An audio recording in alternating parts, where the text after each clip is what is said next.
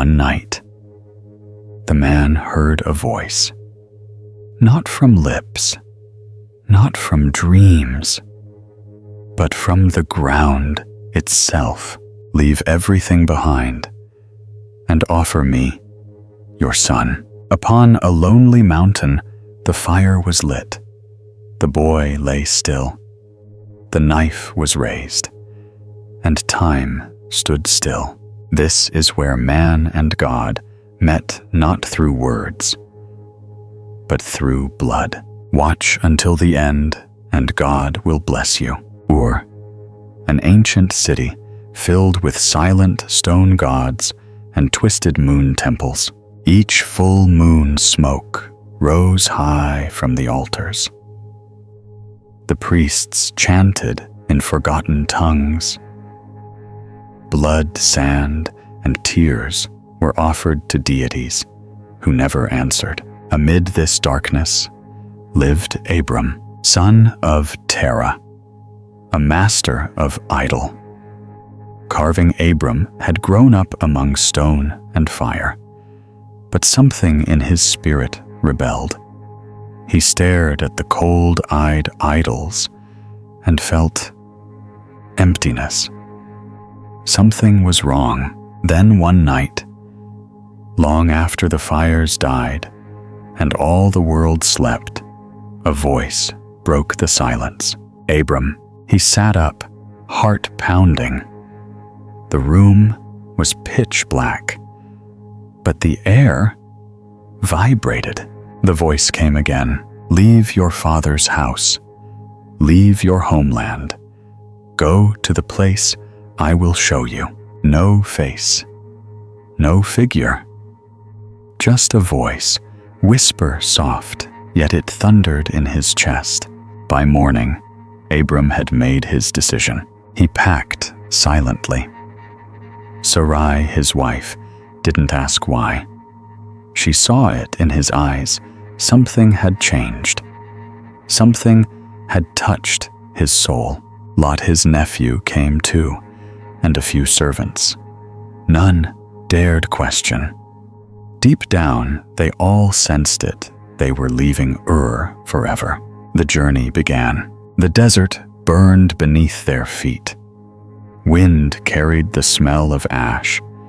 The horizon bled with strange color. Abram said nothing. 3 nights later, he dreamed. He was being pulled from the earth by a dark hand.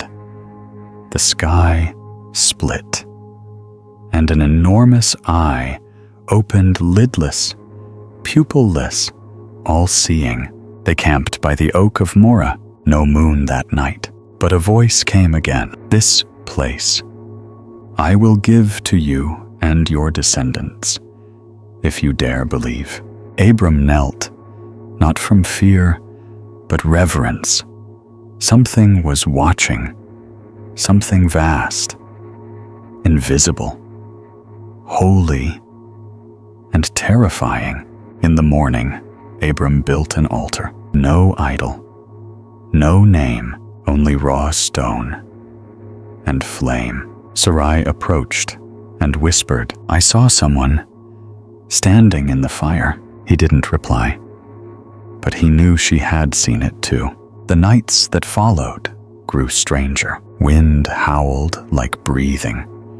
The sand spiraled as if alive. Servants woke trembling. They spoke of red rivers in their dreams. Lot heard someone calling his name in a voice not human. Uncle Lot asked, "Where are we going?" Abram looked toward the horizon. "To a place where your soul will tremble and then awaken." On the 7th night, they arrived at Shechem. Abram fell to his knees. "The ground?" he whispered. "It's breathing." Then it spoke, not from the sky, but from everything around them. "You who were called out of Ur, you will be father of many nations. But first, you must walk through the darkness." Abram said nothing. He just bowed. In the silence, the wind rose and with it a soft sound like crying or laughter. From beyond the veil of time, night fell. Without warning, the air grew heavier as Abram sat alone, far from the tents. A crow screamed from a withered tree. The shadows lengthened in strange directions, as if the world itself had tilted. Then the voice returned, "Do not be afraid, Abram. I am your shield. Your reward will be very great." But Abram, weary and trembling, lifted his voice, "Lord, what reward can there be? I have no son. My household servant will inherit everything." The silence that followed was absolute. Then a pulse, like thunder in the bones of the earth. "Look to the heavens." Abram raised his eyes. Above, the stars shimmered, but not in their usual patterns. They burned brighter, closer, as if the fabric between worlds had been pulled back. He saw constellations that had no name. Some seemed to move. "Count the stars if you can. So shall your descendants be."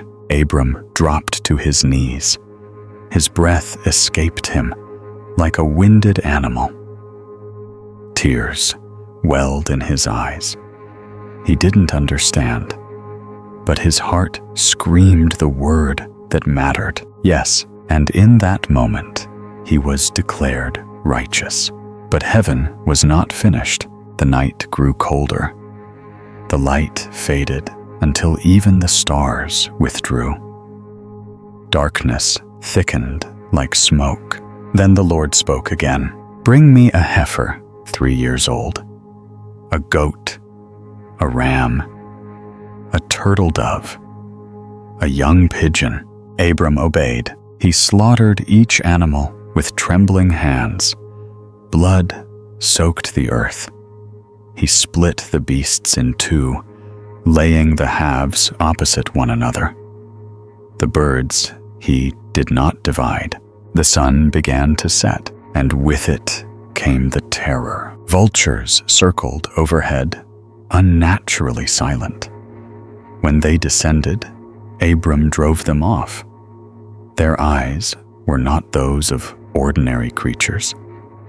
They glowed faintly.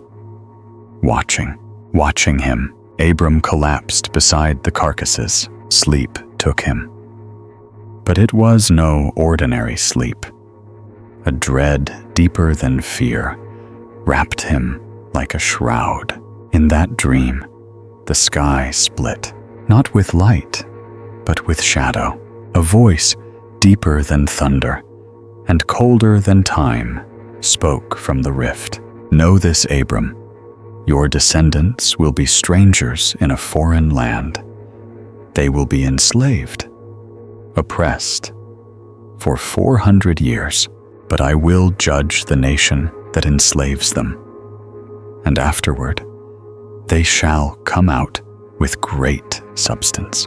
You shall go to your fathers in peace."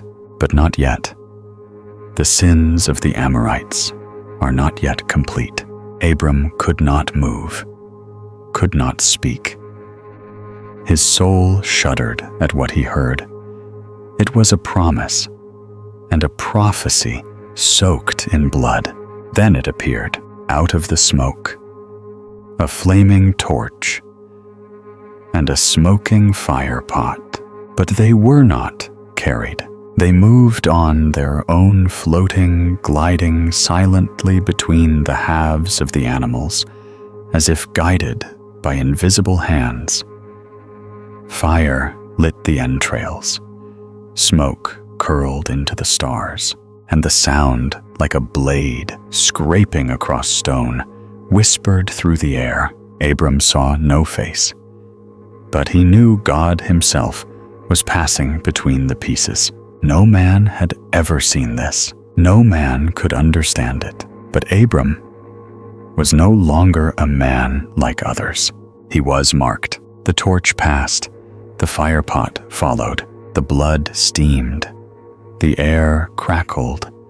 The earth trembled slightly.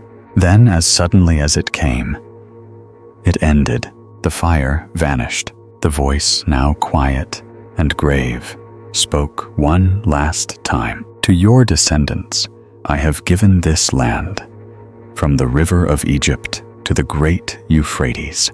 It is sealed. The night was quiet once more, but it would never be the same. When Abram awoke, the ground beneath him was cold.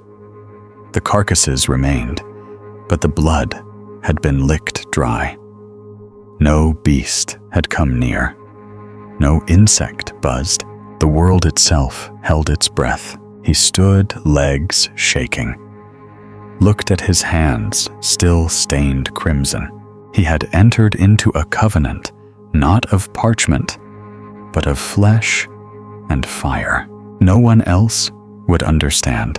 Not Sarai, not Lot, not the people yet to be born. But he knew the sword of the covenant had passed over him, and it had cut deep, not through skin, but through soul.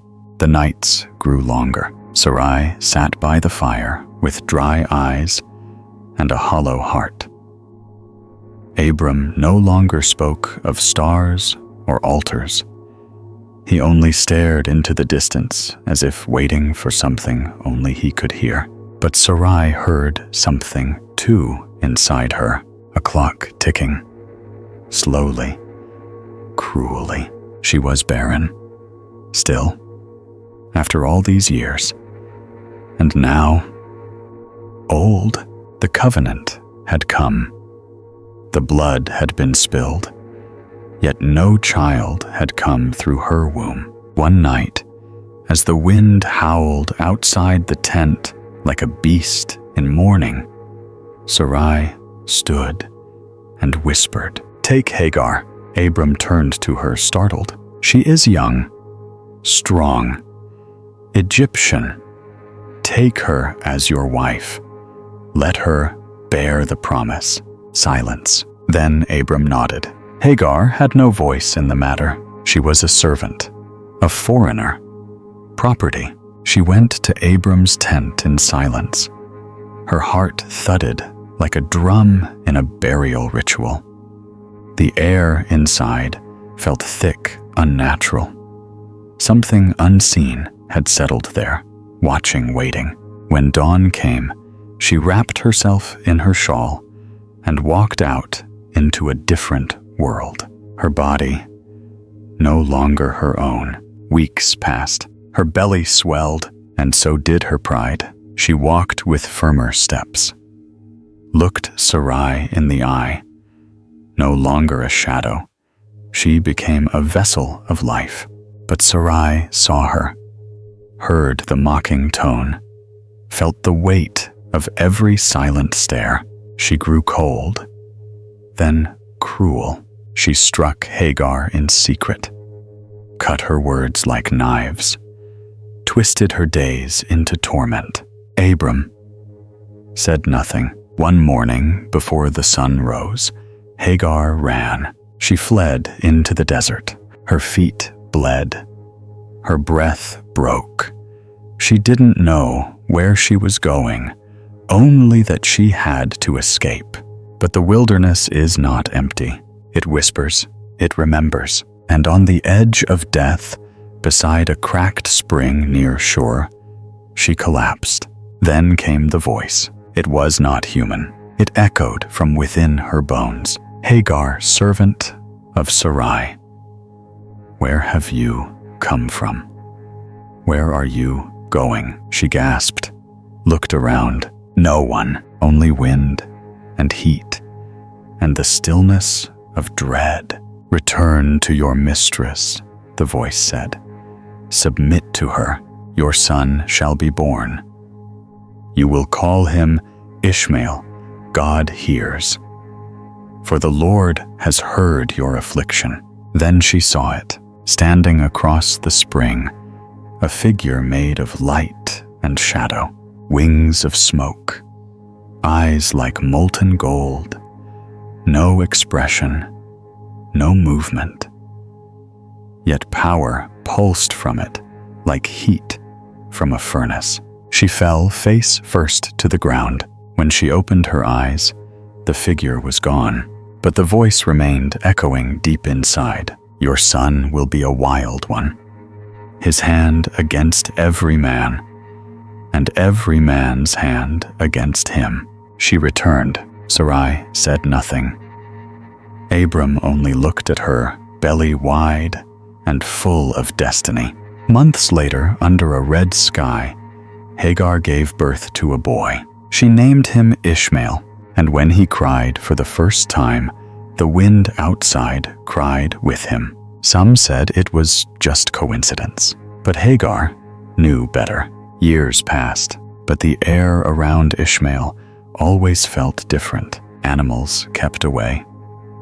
Fires sparked strangely near him. Some nights, he would stare at the stars for hours, silent, unmoving, then whisper words in a tongue no one taught him. Once, Sarai caught him doing it. She shuddered, then began to pray. Yet God remained silent, at least to Sarai, because the promise still waited.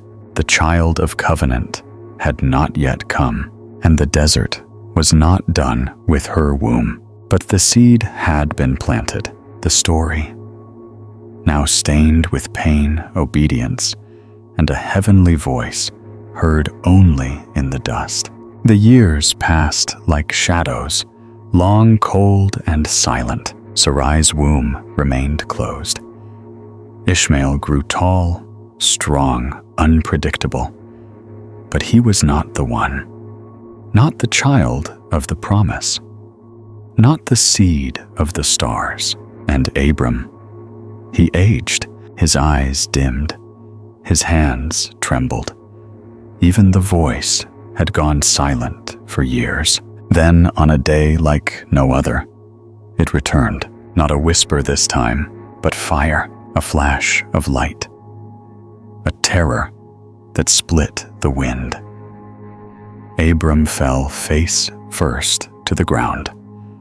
Dust filled his mouth, but he did not dare move. I am El Shaddai, said the voice. Walk before me and be blameless. You shall no longer be called Abram, but Abraham. For I have made you the father of many nations. Something tore inside him as the name was spoken, like an old skin being ripped away. The name, his soul was remade.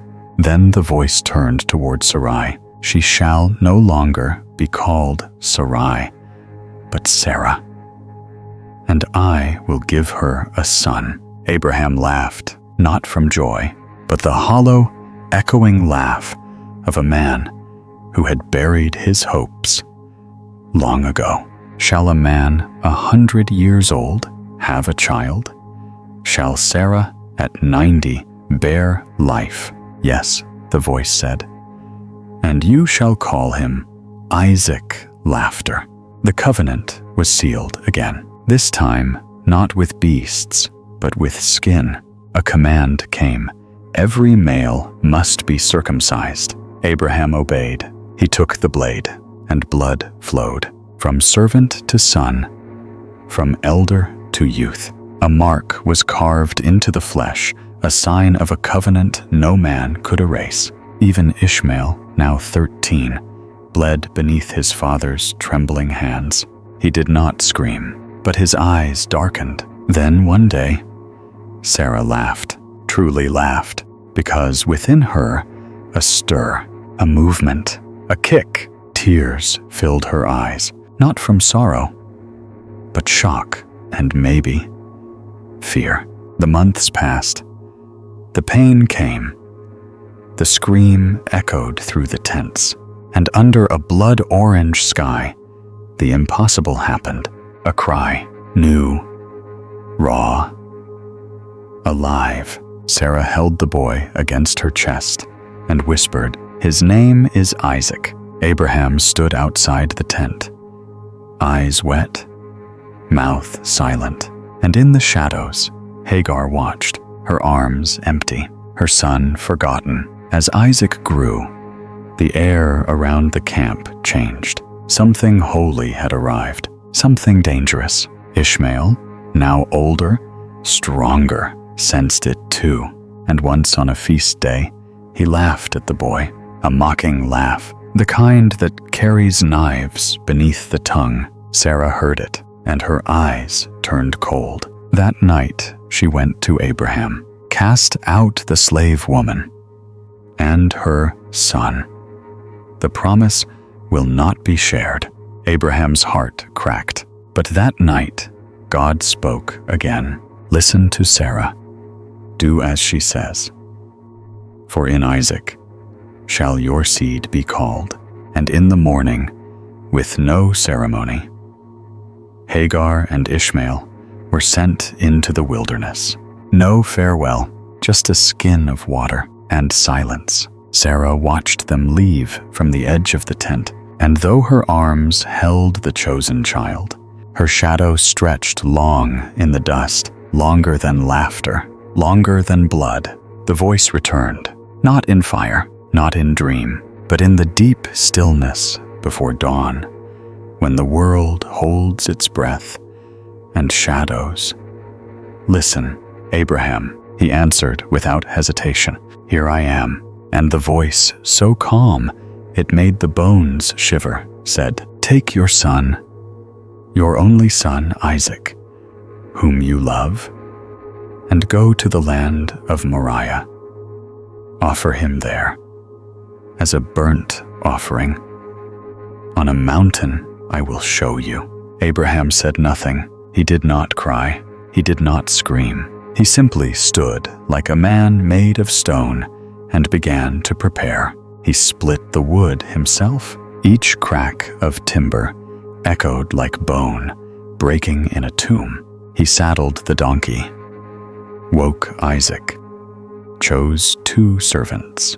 But he did not speak of sacrifice, only of a journey. 3 days they walked. Isaac asked questions. Abraham answered gently, carefully, like one balancing a dagger inside his chest. On the 3rd morning, he saw it, the mountain, dark, lonely, crowned with cloud like smoke. He turned to the servants. Stay here. The boy and I will go and worship and return to you. He lied with reverence, a holy lie. He gave Isaac the wood, placed it on his son's back, and together they climbed. Father, Son, the chosen, and the promise. Isaac looked up. Father, the fire and the wood are here, but where is the lamb? Abraham's voice cracked like dry earth. God will provide, my son. At the top, he built the altar, stone upon stone.